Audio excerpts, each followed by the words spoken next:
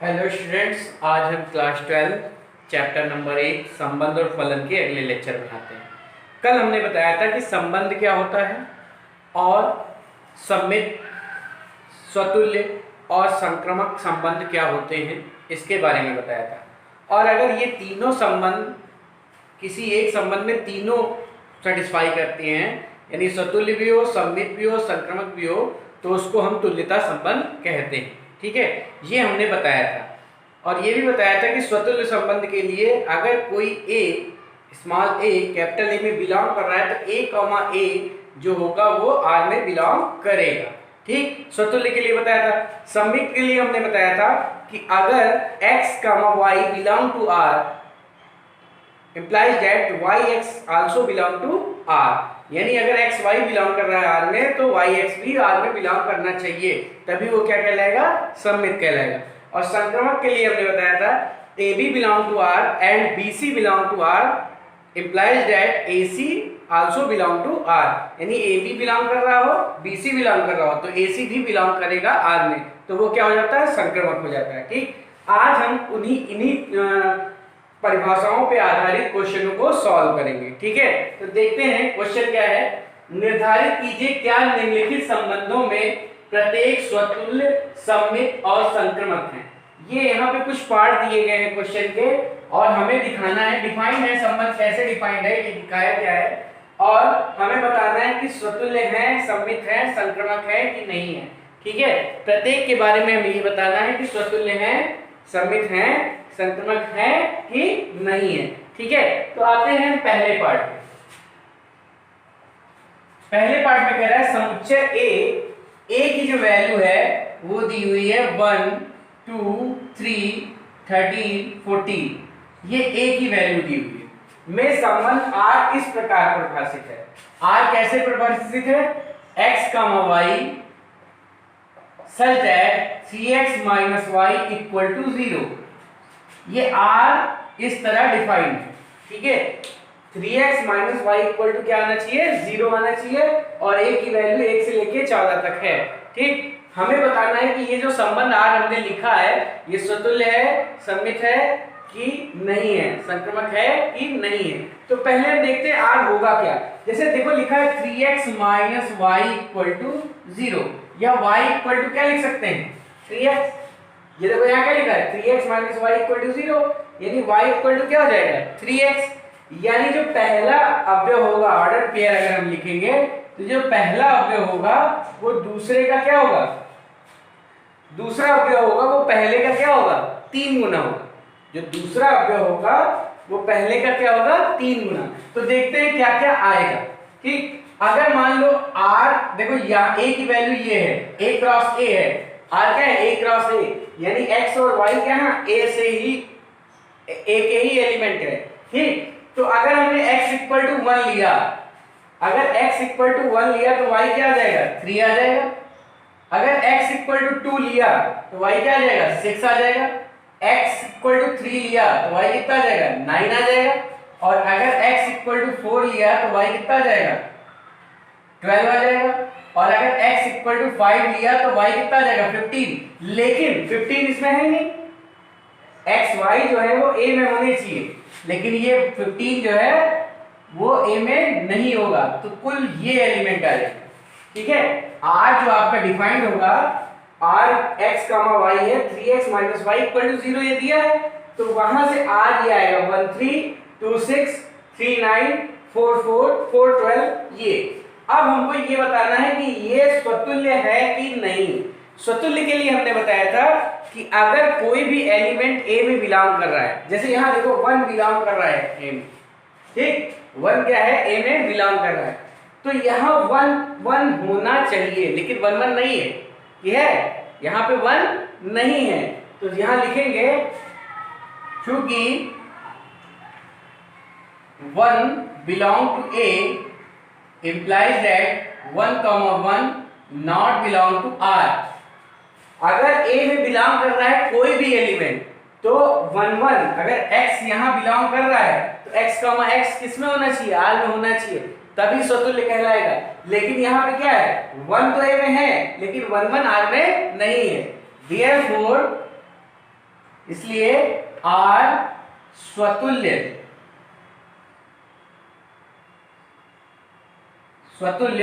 संबंध नहीं है। ठीक है, आर क्या है, स्वतुल्य संबंध नहीं है, क्योंकि अगर ए में बिलोंग कर रहा है तो उसका ऑर्डर पेयर आर में होना चाहिए, लेकिन ऐसा यहाँ पे नहीं है। अब हम दूसरी बात करते हैं, क्या ये सममित है? सममित में हमने क्या बताया, एक्स वाई अगर आर में बिलोंग कर रहा है तो वाई एक्स भी बिलोंग करना चाहिए। तो देखो यहाँ 1 3 आर में है, क्या 3 1 आर में है? नहीं है, काम खत्म। कोई भी ऐसा हो, अगर एक्स वाई बिलोंग कर रहा है आर में तो वाई एक्स आर में बिलोंग करेगा, तभी सममित कहलाएगा। 2 6 6 2 होना चाहिए, नहीं है, तो ये क्या सममित नहीं है। तो यहां लिखेंगे चूंकि ये हमने दिखाया स्वतुल्य के लिए, अब दूसरा दिखा रहे हैं सममित के लिए। चूंकि 1 3 belong to R, 1 3 belong to R implies that 3 1 not belong to R। 3 1 belong होता तो सममित होता, इसलिए R सममित संबंध नहीं है। ठीक है, तो ना ये स्वतुल्य है ना ये सममित है। संक्रमक देखते हैं, संक्रमक में देखो 1 3 है, AB है, 3 9 है, BC है, तो AC भी होना चाहिए, लेकिन ऐसा नहीं है। तो चूंकि 1 3 belong to R and 3 9 belong to R implies that 1 9 not belong to R। अगर A B बिलोंग कर रहा है R में, BC बिलोंग कर रहा है R में, तो AC भी R में होना चाहिए तो संक्रमक होगा। लेकिन यहाँ क्या दिख रहा है, 1 3 R में है, 3 9 R में है, लेकिन 1 9 R में नहीं है, 1 9 इसमें कहीं नहीं दिख रहा है, इसलिए ये संक्रमक भी नहीं होगा। इसलिए R संक्रमक संबंध नहीं, यानी ये जो संबंध R डिफाइंड था न स्वतुल्य है, न सममित है और न संक्रमक है, यही हमें चेक करना था। ठीक है, बात क्लियर? वही तीनों डिफिनीशन में आपको ध्यान रखनी है।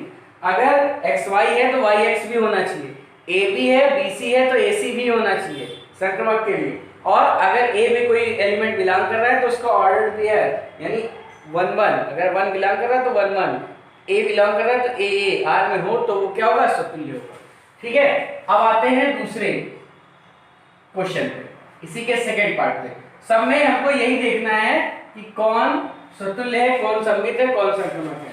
तो 1 का फर्स्ट का सेकंड पार्ट है प्राकृतिक संख्याओं का समुच्चय n। n क्या है, प्राकृतिक संख्या है, और r जो डिफाइंड है वो इस तरह डिफाइंड है, x y y equal to x plus 5, y की वैल्यू क्या है x प्लस 5, तथा x जो है वो 4 से कम है, x क्या है 4 से कम। x और y क्या है, नेचुरल नंबर, x और y क्या है, नेचुरल नंबर। तो ये बताओ r में आएगा क्या, तो नेचुरल नंबर, पहला नेचुरल नंबर 1 है, तो अगर x 1 है तो y कितना आ जाएगा 6, 2 है तो ये कितना आ जाएगा 7, अगर 3 है तो कितना आ जाएगा 8। अब देखो x की वैल्यू 4 से कम ही होनी चाहिए, 4 से ज्यादा नहीं हो सकती, तो x की वैल्यू 4 से कम हो, यानी x की जगह 1 2 3 हो सकता है, और x 1 होगा तो y 6 होगा, x 2 होगा तो y 7 होगा, x 3 होगा तो y 8 होगा। ये हो गया r। अब हमें देखना है कि ये स्वतुल्य है, पहले हम देखते हैं स्वतुल्य।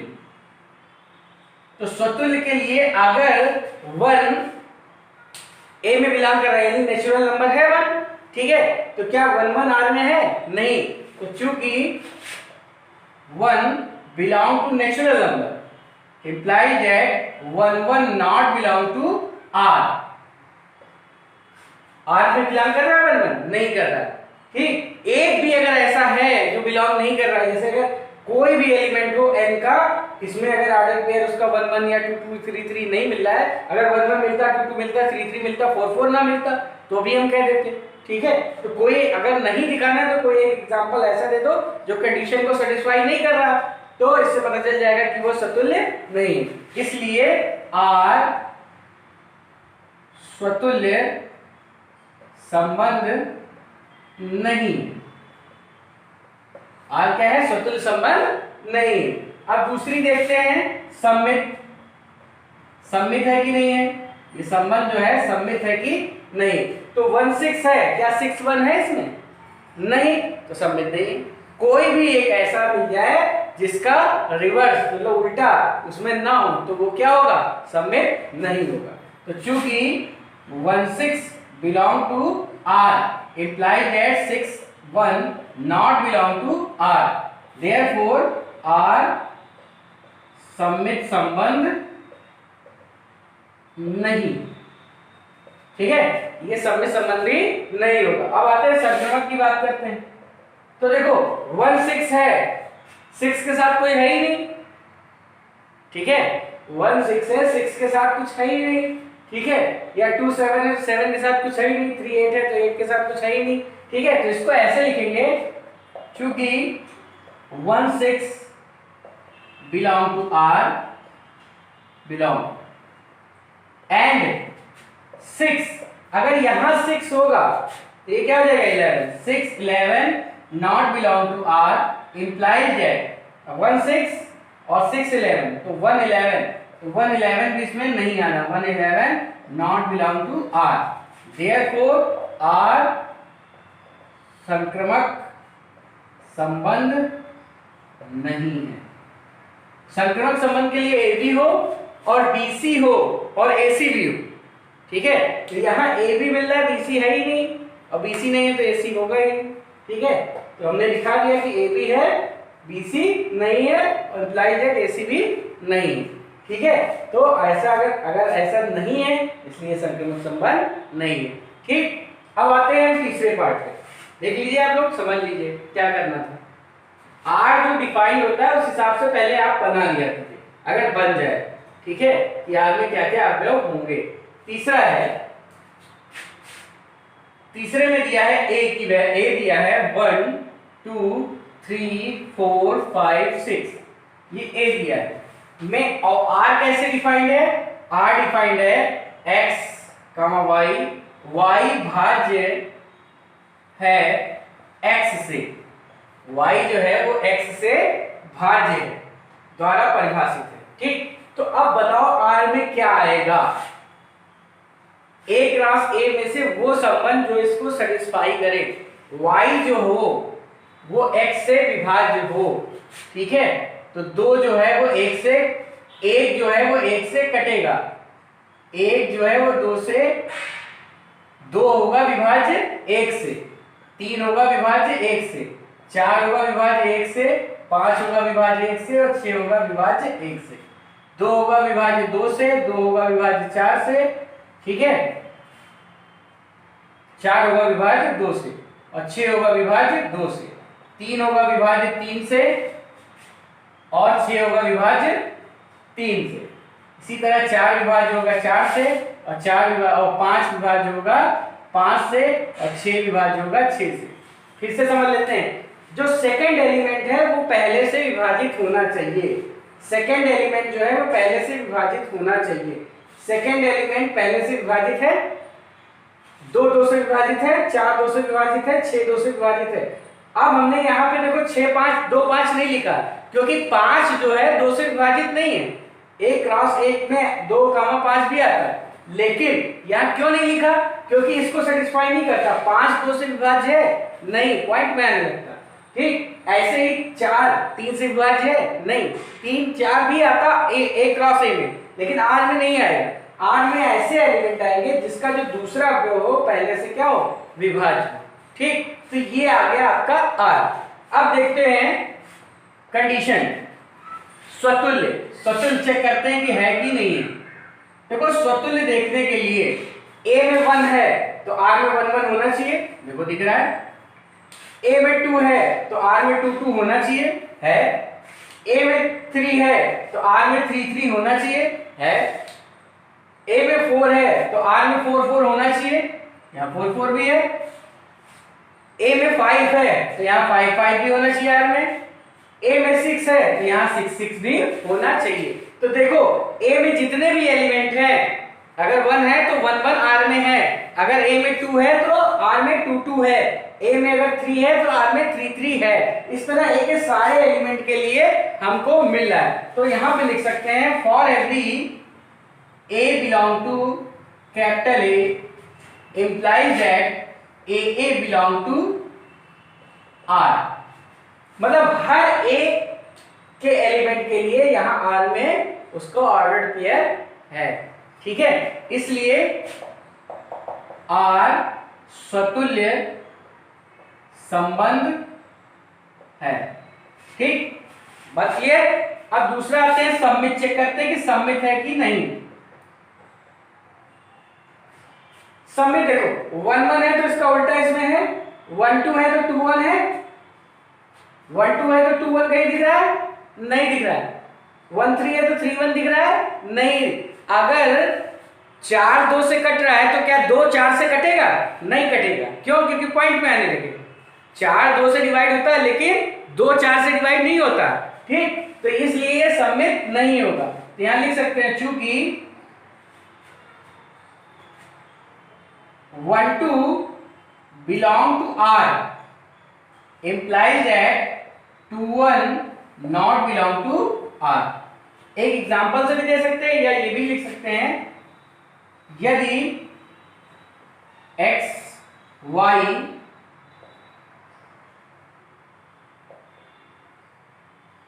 भाज्य है x से तो x भाज्य नहीं होगा y से, ठीक है।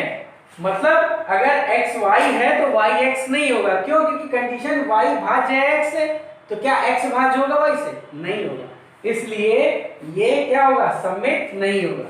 इसलिए R सममित संबंध नहीं। अब देखते हैं संक्रमक। संक्रमक में ये देखना है हमें कि अब देखो यहां 1 1 है और 1 2 है, तो क्या 1 2 है? देखो यहां 1 1 है, ए बी है और बी सी है, तो ए सी होना चाहिए, तो 1 2 है ये। और फिर देखो अगर 1 1 है और 1 3 है, तो क्या 1 3 है? हाँ है। 1 2 है, 2 2 है, तो 1 2 होना चाहिए। 1 2 है, 2 4 है, तो 1 4 होना चाहिए, है, ठीक। इसी तरह 1 3 है और 3 3 है, तो 1 3 होना चाहिए। 1 3 है, 3 6 है, ए बी है और बी सी है, तो 1 6 होना चाहिए, है, ठीक है। 1 के लिए सारे हैं, 1 4 है और यहाँ 4 4 है, 1 4 होना चाहिए, 1 5 होना चाहिए और 1 6 होना चाहिए, ठीक। ये अब देखो 2 2 है, 2 4 है और 4 4 है, तो 2 4 होना चाहिए, 2 6 है, ठीक, और 6 के साथ 6 है यानी 2 6 होना चाहिए, ठीक है। तो यहां पे हम एक चीज देखते हैं कि अगर ए बी है और बी सी है तो ए सी भी है, ठीक। तो इसको हम यहां लिख देते हैं तीसरे को संक्रमक संबंध के लिए।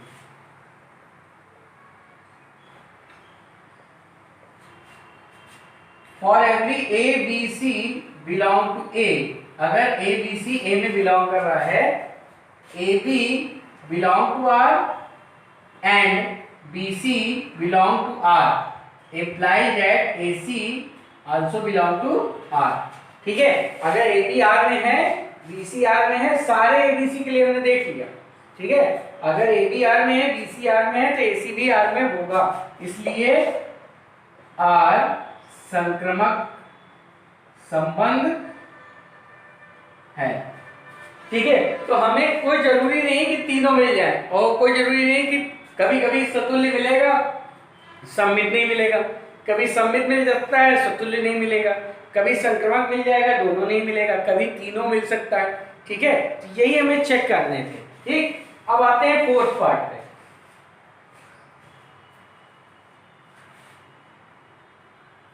बात समझ में आ रही है आप लोगों को?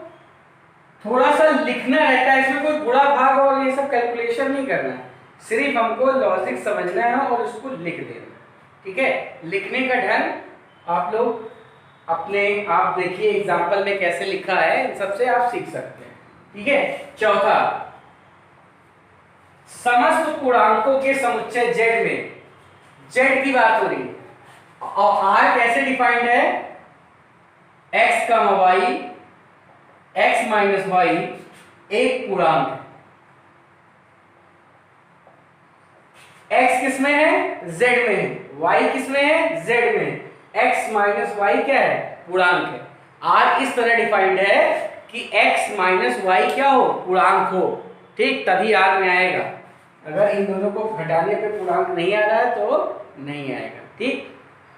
अब देखो इसको डिफाइन करना तो मुश्किल है, क्योंकि पूर्णांक की कोई लिमिट तो है नहीं, कहां तक चला जाए, कहां तक माइनस में जाए, कहां तक प्लस में जाए, ठीक है। तो इसको थोड़ा लैंग्वेज में ही हमको ऐसे लिखना पड़ेगा। जैसे पहले हम देखते हैं स्वतुल्य, स्वतुल्य, ठीक। अच्छा ये बताओ कि पूर्णांक जीरो भी एक पूर्णांक होता है।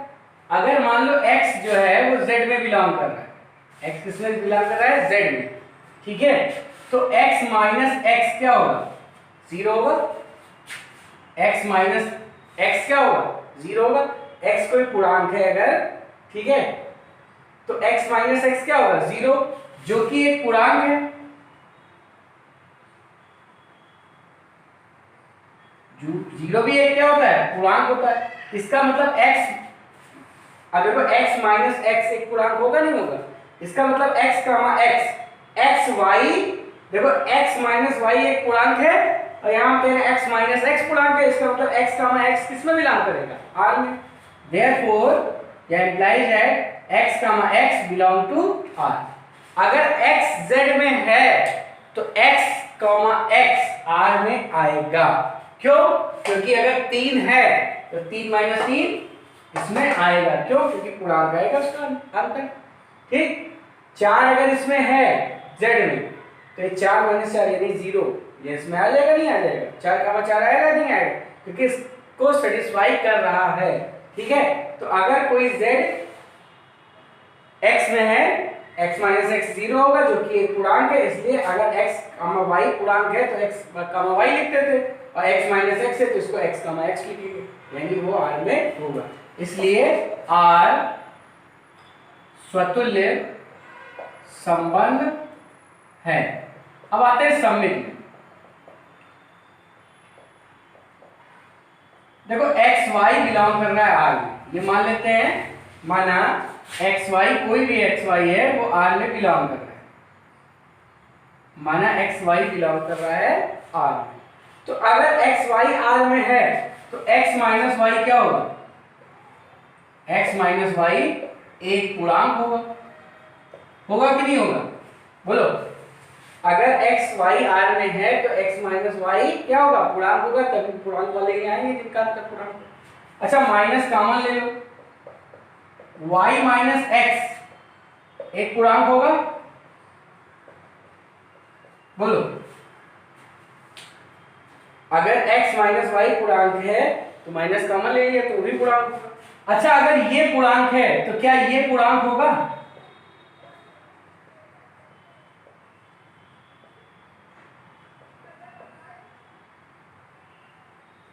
बोलो।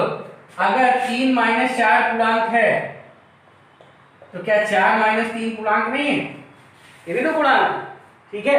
5 माइनस 4 पूर्णांक है तो 4 माइनस 5 भी क्या होगा, पूर्णांक होगा। तो अगर x माइनस y पूर्णांक है तो y माइनस x भी क्या होगा, पूर्णांक होगा। और y माइनस x अगर पूर्णांक है तो y कॉमा x बिलोंग करेगा किसमें, r में। Implies that yx belong to r। अगर x y है, अंतर पूर्णांक है, x माइनस y पूर्णांक है तो x y बिलोंग करेगा, और y माइनस x पूर्णांक है तो y x बिलोंग करेगा। तो यहां देखो अगर कोई x y बिलोंग कर रहा है r में तो y x भी r में बिलोंग करेगा। अगर x y बिलोंग कर रहा है किसमें, r में, तो y x भी किसमें बिलोंग करेगा, r में। तो अगर ऐसा है तो क्या होगा, सममित। हमने कोई भी ले लिया है, फॉर एवरी एक्स वाई, मतलब कोई भी हो सकता है, कोई भी इंटीजर हो सकता है, कोई भी पूर्णांक हो सकता है एक्स वाई। तो एक्स वाई अगर आर में है तो वाई एक्स भी आर में आ रहा है, इसका मतलब ये संबंध कैसा है, सममित। इसलिए याद लिख सकते हैं यहाँ पे, क्योंकि x Y belong to R implies that yx belong to r, therefore R एक सममित संबंध है। ठीक है, तो इस तरह हम दिखा देंगे कि ये सममित संबंध है। अब आते हैं, बात करते हैं संक्रमक की। संक्रमक संबंध है कि नहीं ये दिखाना है। तीसरा है संक्रमक। ठीक, अब देखो मान लेते हैं X Y belong to R और Y Z belong to R. X Y भी आर में है और वाई जेड भी आर में है। तो अगर एक्स वाई आर में है तो एक्स माइनस वाई क्या होगा, पूर्णांक होगा।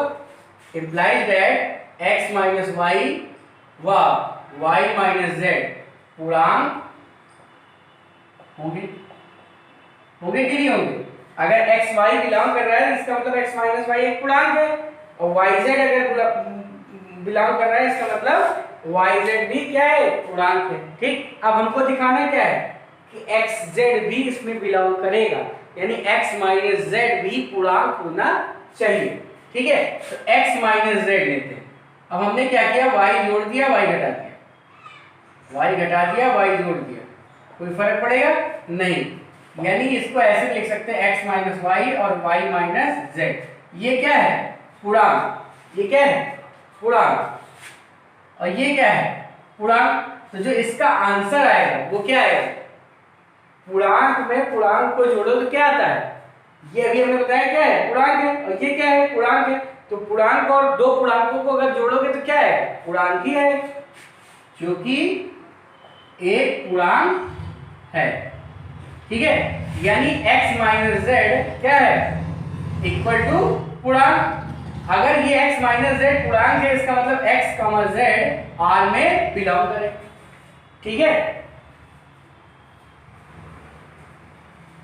देखो अगर x y बिलोंग कर रहा है, x माइनस वाई एक पूर्णांक है, x माइनस जेड एक पूर्णांक है, इसका मतलब x जेड भी इसमें आर में बिलोंग करेगा। तो देखो हमने क्या लिया था, x माइनस वाई बिलोंग कर रहा है आर में, y माइनस जेड बिलोंग कर रहा है आर में, तो x माइनस जेड भी आर में बिलोंग कर रहा है। ठीक, इसी को लिख देते हैं, क्योंकि x y belong to R, y z belong to R implies that x z also belong to r, therefore r एक संक्रमक संबंध है।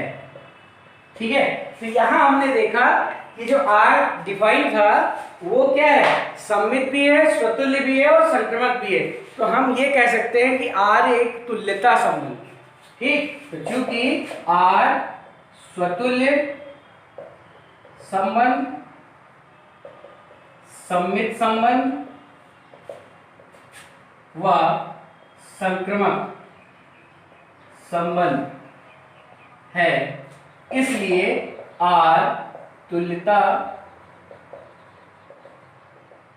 संबंध है। मतलब अगर वो रिफ्लेक्सिव है, सिमेट्रिक है और ट्रांजिटिव है तो वो इक्विवेलेंस रिलेशन भी होगा। मतलब अगर ये तीनों कंडीशन, तीनों संबंध होते हैं किसी संबंध में तो वो तुल्यता संबंध या इक्विवेलेंस संबंध भी होते हैं। ठीक है, तो आज के लिए हम इतना ही बता रहे हैं कि आप लोग डिफिनीशन को बहुत अच्छे से क्लियर कीजिए, एग्जाम्पल को देखिए, उसकी लैंग्वेज को समझिए, क्योंकि इसमें लैंग्वेज का बहुत महत्व है। ठीक है, कैसे लिखना है, क्योंकि देखने में पता नहीं चलता हाँ है, लेकिन उसको लिखने का ढंग ये जरूर आना चाहिए आपको। ठीक है, तो किस प्रकार लिखेंगे इसको आप एग्जाम्पल से समझिए, करिए। आगे क्वेश्चन हम कल कराएंगे। आज के लिए इतना ही, धन्यवाद।